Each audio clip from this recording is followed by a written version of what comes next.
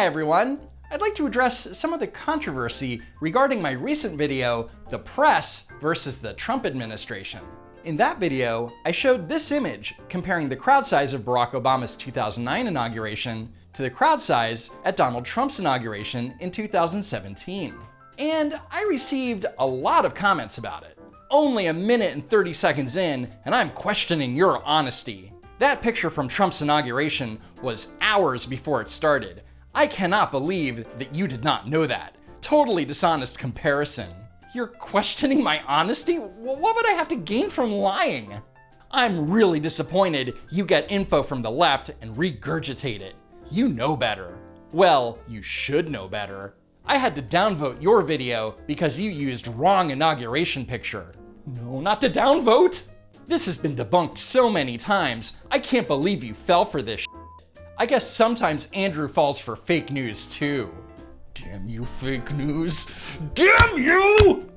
Aw, you don't know. It's been proven that the media didn't put the full attendance comparison up. Hello? Okay, it's true that some of the media was very dishonest when comparing 2009 to 2017.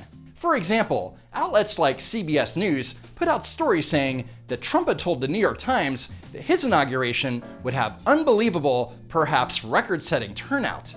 Except that's not the full quote. If you read the actual New York Times piece, Trump said, "We are going to have an unbelievable, perhaps record-setting turnout for the inauguration, and there will be plenty of movie and entertainment stars. All the dress shops are sold out in Washington. It's hard to find a great dress for this inauguration." Obviously, Trump was referring to the inaugural ball and not the daytime ceremony, because no one needs to buy a fancy dress to stand outside in a crowd with hundreds of thousands of people. But that didn't stop outlets like CBS, the Associated Press, the Washington Post, or Vox from misquoting Trump to fit their purposes. Speaking of Vox, they took this screenshot of the crowd and split it down the middle, comparing it with 2009. And as you can see, they highlighted the side with the least amount of people. Not to mention that the image they used was from 56 minutes before Trump was even sworn into office. Vox.com? Dishonest? I know you're shocked. Now, when it comes to the picture that I used in my video, I could have sworn that it was an accurate representation of the crowd size. I didn't intend to mislead anyone or be truthful in any way, and I'm just gonna say it. I'm sorry if any of you were offended. That 2017 photo of the inauguration is fake news. It was an early morning photo. The 2017 picture in your video was taken early in the morning before inauguration started. It is well known. Recheck the timing of the crowd size photos. Okay, let's do that. Let's see when the photo was taken. Enhance 224 to 176.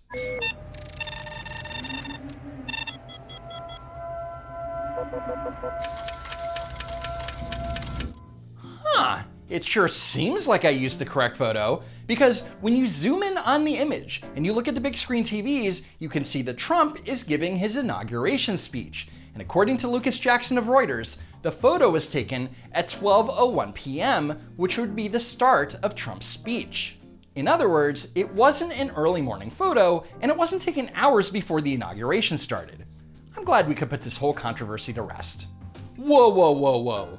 You forgot about the CNN gigapixel image, which clearly shows the crowd size was indeed bigger. This is so amazing this keeps coming up. But Trump's inauguration was much bigger than the photo the mainstream news passed around would lead you to believe. Just Google CNN Gigapixel 360 Camera 2016 inauguration to see for yourself.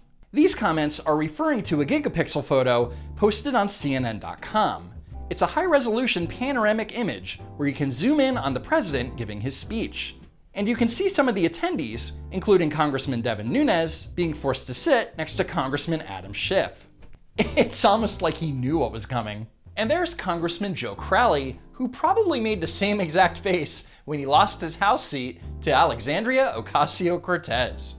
Who else is here? Oh, buenas noches, senor. Now, since the gigapixel photo was taken from a lower angle compared to the shots taken from the height of the Washington Monument, the gaps in the crowd are not as obvious. I don't know, man. Look at the CNN gigapixel shot. Looks full to me.